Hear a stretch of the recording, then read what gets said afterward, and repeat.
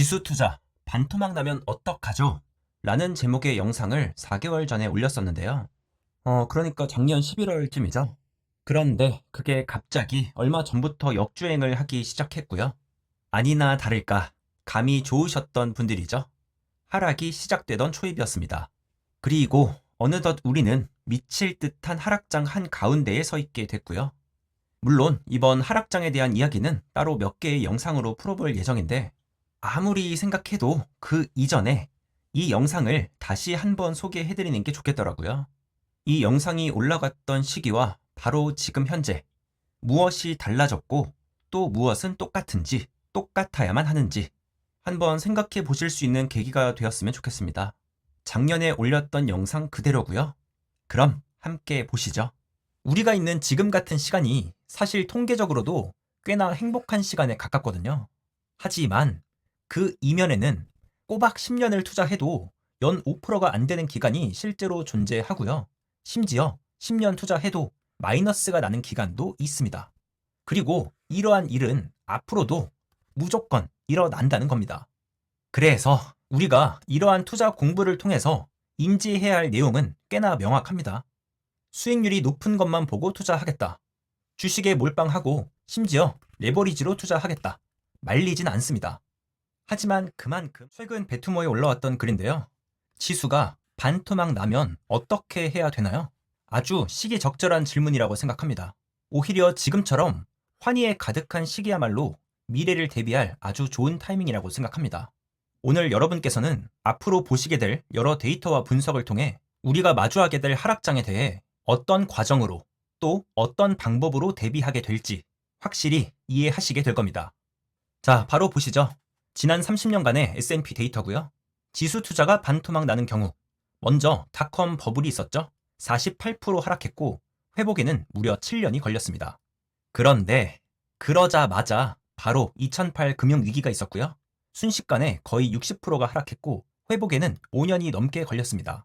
그리고 코로나 때 34%, 최근에 길게 이어진 25%의 하락까지. 그러니까 반토막 혹은 반토막에 가까운 하락은 생각보다 꽤 자주 있었고요. 앞으로도 계속 있을 겁니다. 그래서 사실 이러한 생각을 하지 않는 게 더 이상하긴 합니다. 오히려 당연히 해야만 하는 생각이죠. 그리고 그렇게 시장이 반토막 나더라도 괜찮은 투자 방법 당연히 있습니다. 다들 안 해서 그렇죠. 오늘 이 부분 한번 확실하게 짚어보겠습니다. 먼저 닷컴 버블입니다. S&P 기준으로 거의 반토막이었고요. 그럼 미국 말고는 어땠을까요? 미국을 제외한 전 세계 주식도 마찬가지였습니다. 쉽게 빠져나갈 구멍이 없었습니다. 자, 이렇게 모든 주식이 곤두박질 칠 때 채권은 올라갑니다. 단기채도 올라갔고요. 중기채도 올라갑니다. 당연하겠지만 장기채도 올라갔습니다. 이런 채권뿐만이 아니죠. 현금은 쭉 갑니다. 내려갈 일이 없죠. 이자 받으면서 그냥 쭉 올라가기만 합니다. 그리고 마지막으로 금까지 올랐습니다. 주식이 이렇게 내려갈 때 어떤 자산들은 전혀 다른 움직임을 보여줍니다. 닷컴 버블만 그랬던 건 아닙니다. 금융위기는 어땠을까요? 미국 주식, 그리고 전 세계 주식, 둘 다 60% 가까이 하락했고요. 채권 3총사, 아무런 타격도 없었습니다. 그냥 가던 길 잘 갔고요. 이어서 금과 현금까지 모두 잘 올랐습니다. 조금씩 예외는 있을지라도 대부분 이렇게 움직입니다. 그러니까 반토막을 피하고자 한다면 이미 포트폴리오를 설계할 때 고려했어야 하는 내용이라는 겁니다. 제가 너무 좋아하는 짤이죠. 이미 이렇게 떨어지고 있는데 그때 가서 어떻게 대응하나요? 아무리 외쳐봤자 아무런 소용이 없다는 얘기죠. 대응이 아니라 미리미리 대비를 해야 된다는 겁니다. 그래서 그 대비라는 게 뭐냐?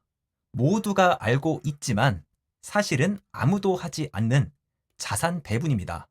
아까 보셨던 것처럼 이 자산들은 서로 다른 움직임을 보여줍니다. 이걸 상관성이 낮다고 하고요. 이 상관성을 이용해서 반토막이 나도 괜찮은 투자를 만들 수 있는 겁니다. 먼저 주식, 채권, 현금, 마지막으로 금까지 기본적으로 이렇게 4가지 자산군을 나눠볼 수 있고요. 일반적으로는 S&P 500 스파이를 기준으로 TLT와 같은 장기채를 같이 투자하거나 혹은 일부 현금 비중을 같이 들고 가거나 더 나아가 금이나 원자재를 함께 투자하는 겁니다. 지금 보시는 이 케이스부터 한번 그 뿌리를 뽑아 보겠습니다. 먼저 S&P 그래프고요. 다음은 금입니다. 이 두 가지를 여러 비율로 함께 투자하면 이렇게 됩니다. 그런데 이렇게만 봐서는 그냥 더 높고 낮은 것밖에 안 보이죠? 그래서 이렇게 보는 게 좋습니다. 리턴, 리스크 프로파일이고요. 금보다 더 높은 수익을 원한다면 더 큰 위험을 감당해야 한다. 너무나도 당연한 투자의 진리죠. 자, 그런데 여기서 이 두 가지를 함께 투자하면 그 결과가 이렇게 선형적으로 그려질 것인가? 아니죠. 이게 정말 재미있는 부분입니다. 이렇게 가는 게 아니고 이렇게 휘어집니다. 그러니까 상관성이 낮은 자산에 함께 투자한다면 오히려 더 큰 수익이 나는데 리스크는 더 낮아지기도 합니다. 아주 좋은 투자라고 볼 수 있죠. 이런 거 분산 효과라고 하죠. 두 자산의 선형 조합으로는 달성할 수 없는 영역에 투자할 수 있게 된다. 시계열 그래프만으로는 쉽게 판단하기 어려운 내용입니다. 이게 아니라 이거다. 잘 섞으면 시너지가 난다. 기억해 두셔야 하고요. 자, 이어서 MDD 최대 하락폭을 한번 살펴봅시다.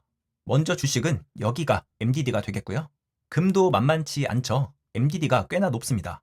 그런데 이 두 개를 함께 섞으면 MDD가 이렇게 내려갑니다. 자, 여기 이렇게 상쇄되는 거 보이시나요?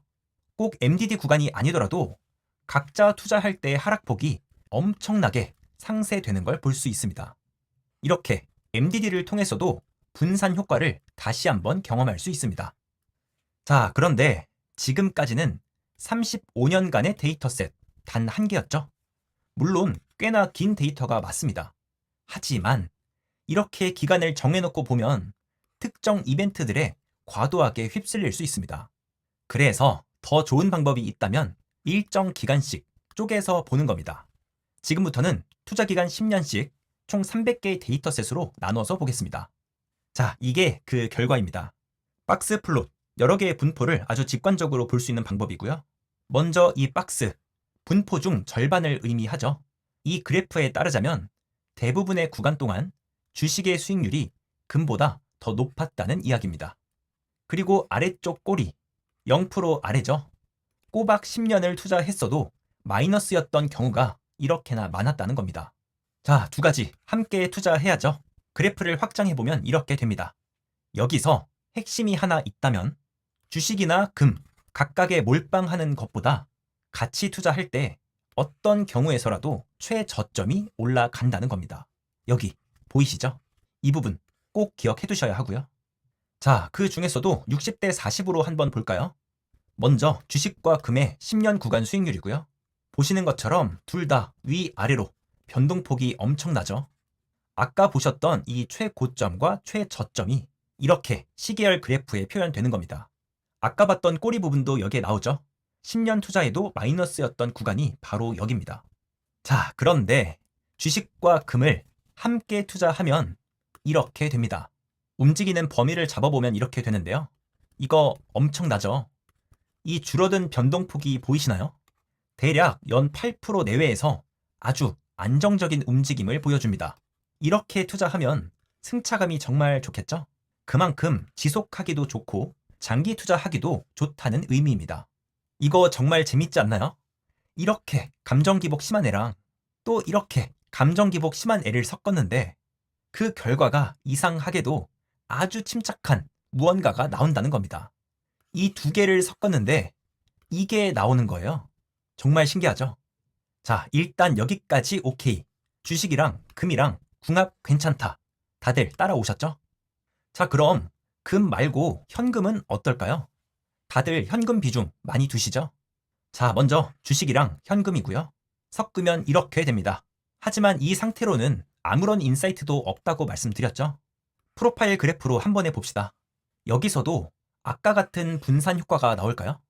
아쉽게도 나오지 않습니다. 이건 뒷부분에서 더 설명하도록 하고요. 하지만 이 경우에도 하이 리스크, 하이 리턴, 이 선형적인 진리는 똑같습니다.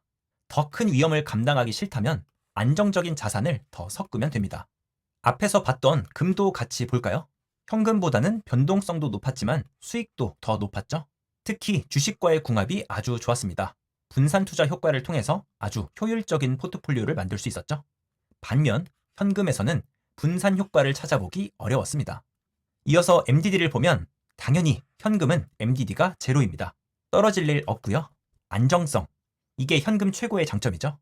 분산 효과는 없지만 섞는 만큼 정직하게 그 위험성이 줄어듭니다. 금과 비교하면 MDD가 조금 더 늘어났죠. 큰 차이는 없습니다.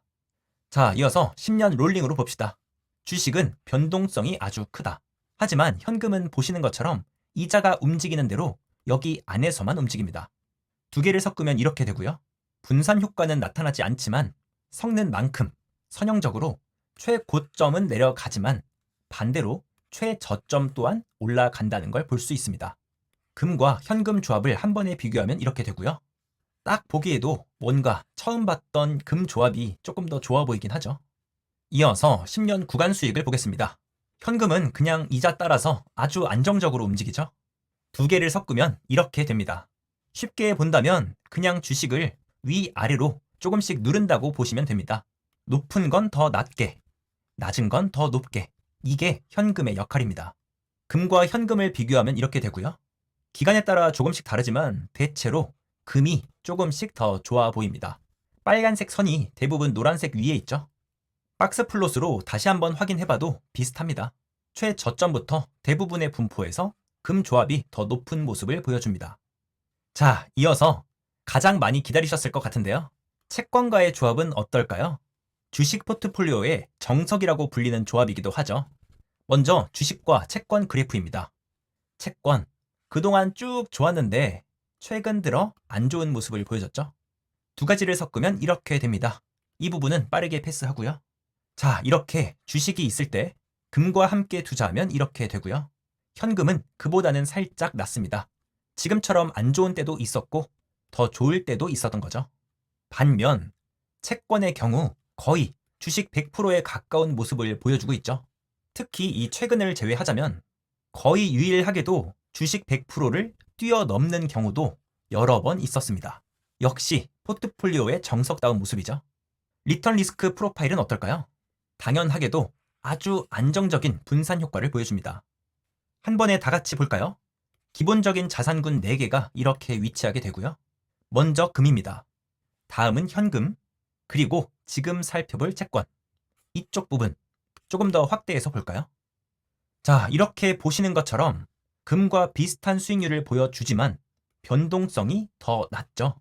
특히 이렇게 같은 조합을 묶어보면 확실히 드러납니다. 비율별로 비슷한 수익을 보여주는데 조금씩 더 왼쪽으로 가 있죠. 하락 변동성이 더 낮다는 겁니다. 다음으로 MDD입니다. 채권의 MDD. 그동안 정말 괜찮았는데 최근이 아주 별로였죠. 그래도 궁합이 좋은 만큼 분산 효과는 아주 좋습니다. 구간에 관계없이 MDD가 크게 내려가는 모습이고요. 모든 조합을 한 번에 비교하면 이렇게 됩니다. 아마 대부분 금융위기가 MDD에 해당될 거고요. 금과 채권의 경우 분산 효과에 따라서 이 최적화 구간이 나타나지만 현금의 경우 선형적으로 줄어드는 걸 볼 수 있죠. 아주 재밌는 부분입니다. 이어서 10년 구간 수익률을 보겠습니다. 역시나 그동안 참 괜찮았는데 최근 들어서 죽을 쓰는 모습이죠. 그럼에도 불구하고 함께 투자했을 때의 시너지는 아주 뛰어납니다. 이전까지의 모든 자산을 한 번에 비교하면 이렇게 되고요.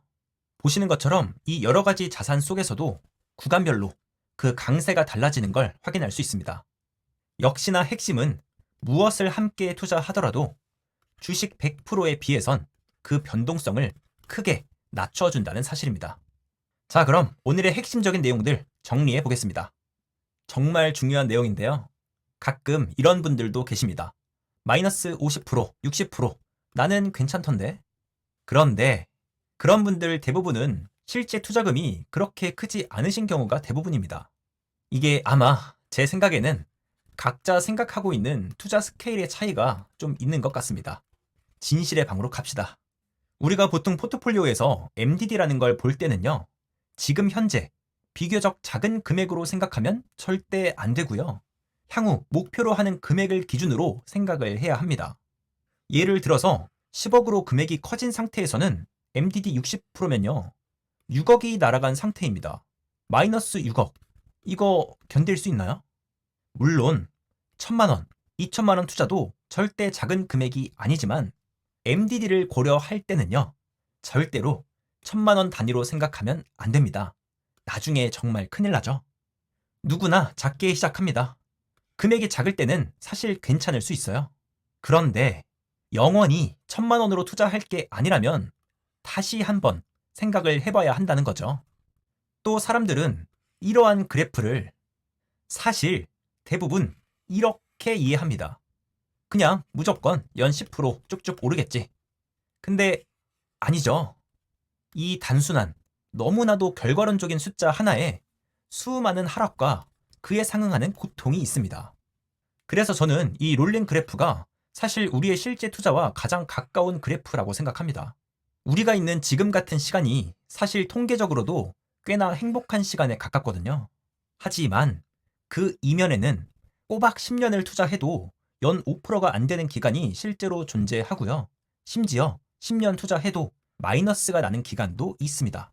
그리고 이러한 일은 앞으로도 무조건 일어난다는 겁니다. 그래서 우리가 이러한 투자 공부를 통해서 인지해야 할 내용은 꽤나 명확합니다. 수익률이 높은 것만 보고 투자하겠다. 주식에 몰빵하고 심지어 레버리지로 투자하겠다. 말리진 않습니다. 하지만 그만큼 감당해야 되는 하락과 고통도 커진다는 사실을 꼭 기억해야만 합니다. 반면에 눈을 조금만 돌리면요. 꽤나 공격적인 수익률을 낼 수 있지만 안정성이 담보되는 그런 좋은 조합들도 많이 있고요. 이렇게 투자해도 8%, 9%는 됩니다. 연 7%가 넘는 조합들, 그리고 연 8%, 9%가 넘는 조합들, 이렇게 많이 찾아볼 수 있고요. 시대가 변하더라도 이 분산 효과라는 건 쉽게 변하지 않습니다. 이렇게 우리의 투자 안정성을 담보해줄 조합들이 꽤나 많다는 사실을 잊지 마시고요. 그리고 오늘은 이 4가지 자산에 대한 조합만 알아봤죠. 반토막 대비에 이런 방법만 있는 건 아닙니다. 주식에 주식을 조합하는 방법도 있고요. 배당으로 방어하는 방법도 있고요. 이렇게 추가적인 부분은 다음 시간에 더 다뤄보도록 하겠습니다.